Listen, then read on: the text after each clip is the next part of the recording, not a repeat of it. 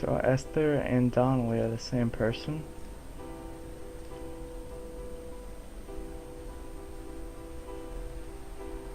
It's not fading this time.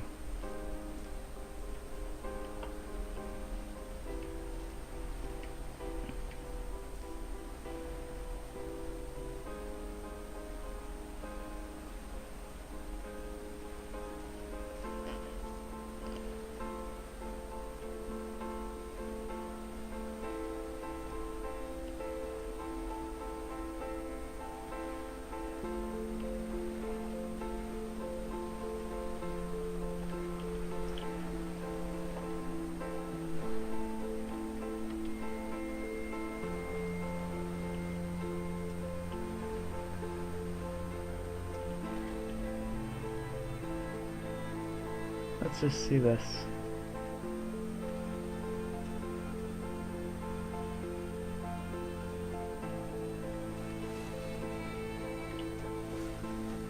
Oh no. Car parts. Oh no. Oh no. Oh no.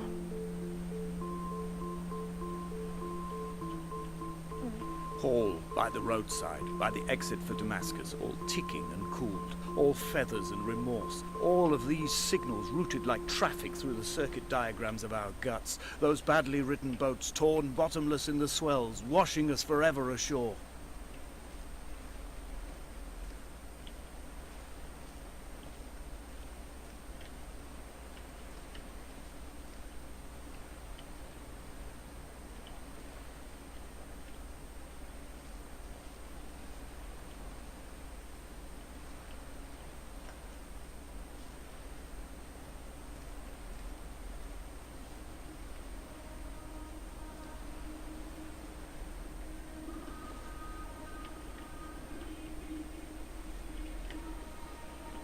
Oh.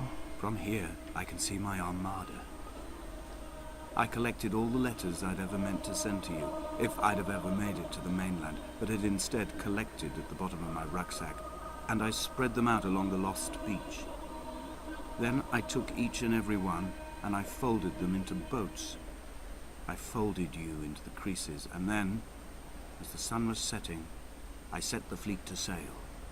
Shattered into 21 pieces, I consigned you to the Atlantic, and I sat here until I'd watched all of you sink.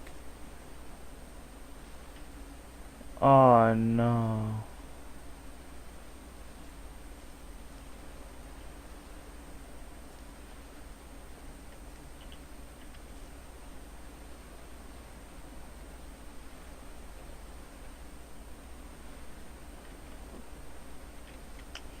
So up the stairs.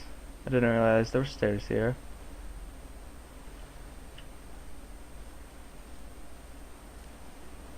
Up, up, up, up, up, up. Oh, no, we finally made it to the red thing. I guess, kind of. Maybe that's where we're heading now, though.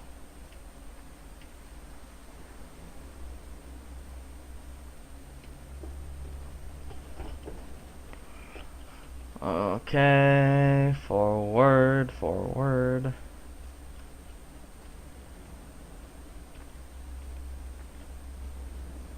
A sound of torn metal, teeth running over the edge of the rocks, a moon that casts a signal as I lay pinned beside you, the ticking of the cooling engine, and the calling from a great height, all my mind as a bypass.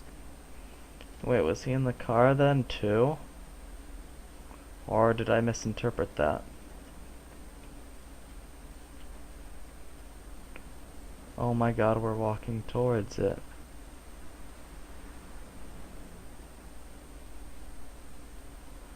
Oh god, doggies, protect me.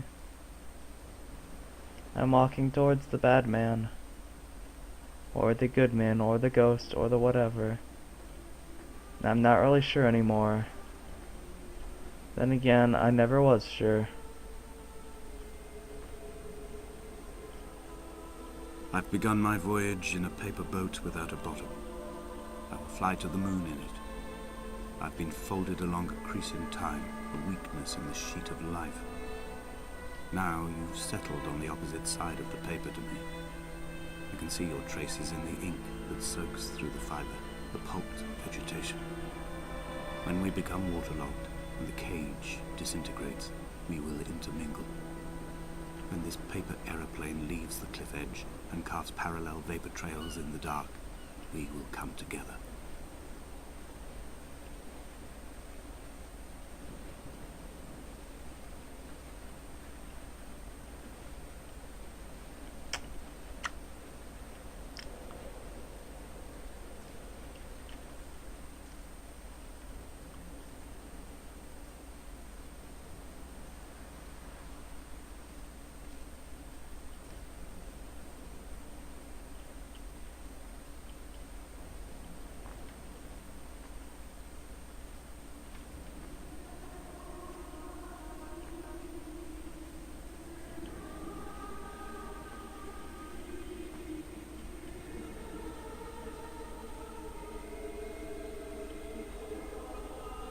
If only Donnelly had experienced this, he would have realized he was his own shoreline, as am I.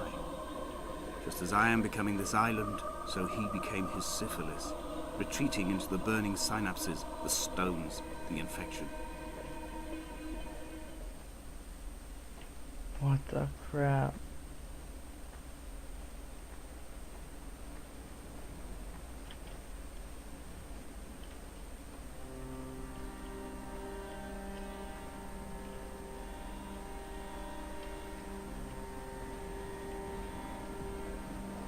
The stones in my stomach will weigh me down and ensure my descent is true and straight. I will break through the fog of these godforsaken pills and achieve clarity. All my functions are clogged, all my veins are choked. If my leg doesn't rot off before I reach the summit, it will be a miracle. There are 21 connections in the circuit diagram of the anti-lock brakes. There are 21 species of gull inhabiting these islands. It is 21 miles between the Sandford Junction and the turnoff for home. All these things cannot, will not be a coincidence.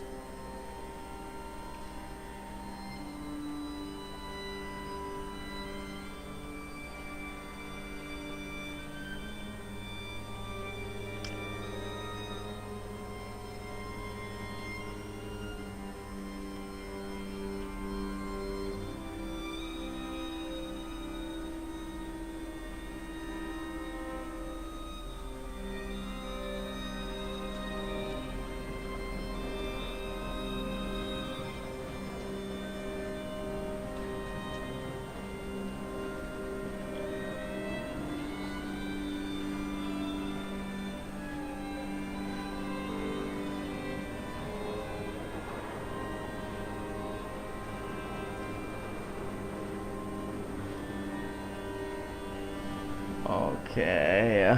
Oh my god. Alright, alright, alright.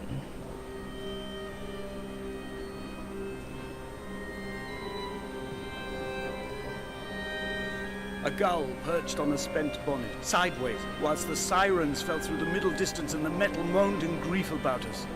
I'm about this night in walking. Old bread and gull bones. Old Donnelly at the bar gripping his drink. Old Esther walking with our children. Old Paul. Oh no. Old Paul.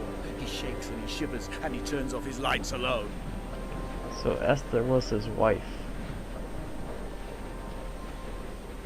Esther Donnelly? Does that mean I'm Donnelly? But what?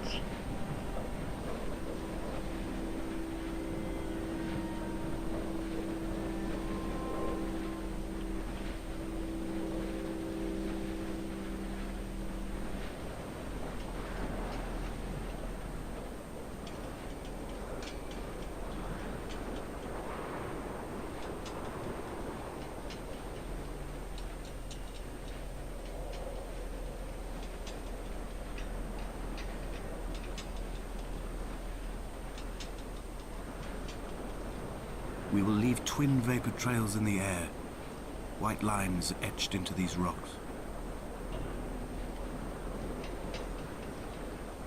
Dear Esther, I have burnt my belongings, my books, this death certificate. Okay, it's a control. Mine will be written all across this island. Who was Jacobson? Who remembers him? Donnelly has written of him, but who was Donnelly? Who remembers him? I have painted, carved, hewn, scored into this space all that I could draw from him. There will be another to these shores to remember me. I will rise from the ocean like an island without bottom, come together like a stone, become an aerial, a beacon, that they will not forget you. We've always been drawn here. One day the gulls will return and nest in our bones and our history. I will look to my left and see Esther Donnelly flying beside me. I will look to my right and see Paul Jacobsen flying beside me. They will leave white lines carved into the air to reach the mainland, where help will be sent.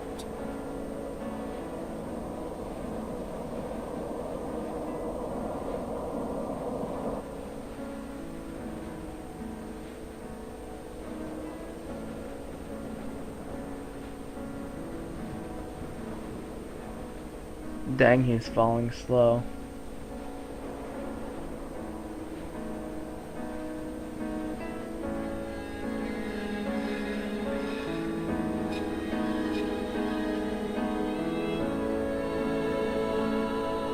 Oh, what? I saw the shadow of the gull and then, oh my god.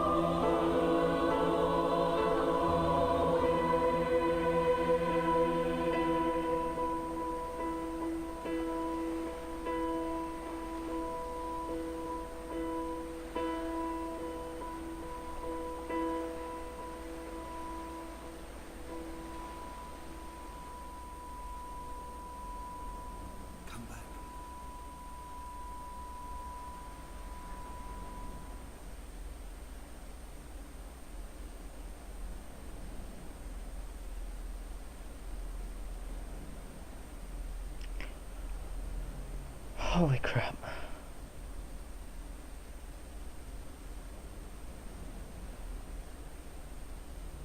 Is it over?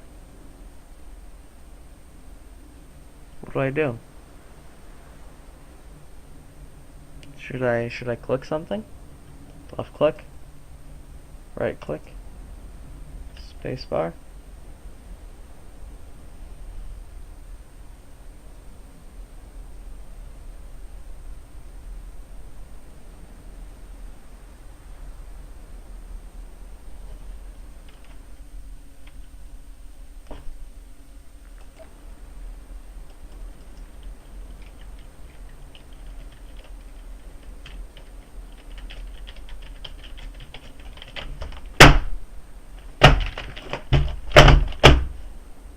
Oh, well then.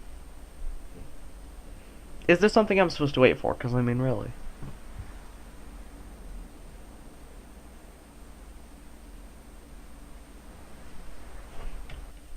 Well, I guess the gulls, they freaking... Okay, what's up, guys? Kind of recording this after the fact, but this is a reflection on Dear Esther. Now, this is about 10 minutes after I finished the game and, had some time to think. So, what we know is that the narrator is writing a letter to his dead wife. She died in a car crash. From a drunk driver. But there's this island, and we don't really know anything about it. What I think is when he fell into the water and there was a hospital bed there, and at one point he mentioned something about how his weakness was the fermentation of yeast, I believe. I'm watching these videos and that's what he said. And that, I feel like he was the driver of the car. He was driving his wife, and because of his drinking, she died. I'm not even sure the island's real. What I'm starting to think is that afterwards he got dragged to the hospital and he basically just collapsed. The medication just kind of drove him crazy, and he fell into this like world in his head of this island where he would spend vacations at with his wife, pretending to write letters, pretending to survive.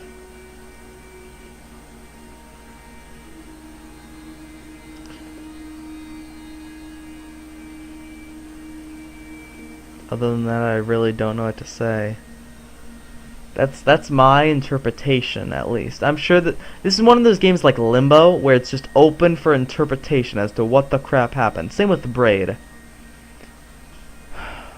Freaking indie games. You hipsters and your gosh dang pretentious college literature, poetry degrees. Gosh dang it. Honestly though, this game was a piece of art. It was not a game. It's an hour-long cutscene. But it's a dang moving hour-long cutscene. I wouldn't buy it. I'd just watch my playthrough. Because really, you're getting the same experience.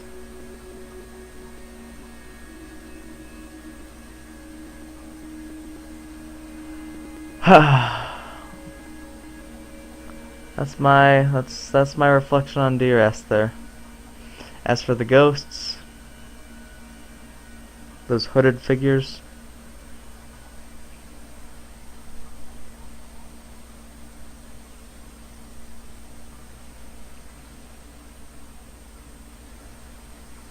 we'll never know. I think that's his interpretation of his wife there being with him. How he's constantly trying to follow her and find her and be with her. Like when she's up on the cliff with the candle over the beach and you go up and then she's not there. And then he kills himself. I don't know.